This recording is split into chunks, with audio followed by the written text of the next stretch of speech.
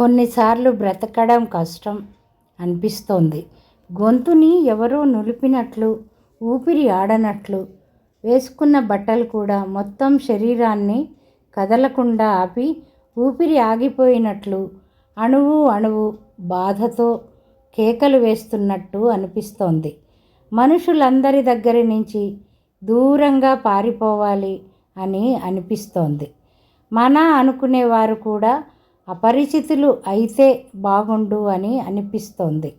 మనస్సు అందరి వల్ల వచ్చే బాధని, కోపాన్ని అణుచుకోలేక సతమతమవుతోంది.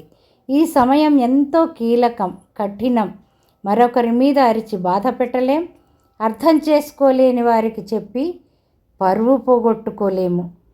ఇప్పుడు చేయగలిగేది ఒక్కటే, మనస్సు సహకరించకపోయినా నవ్వడం, బాధను మనలోనే సమాధి చేయడం.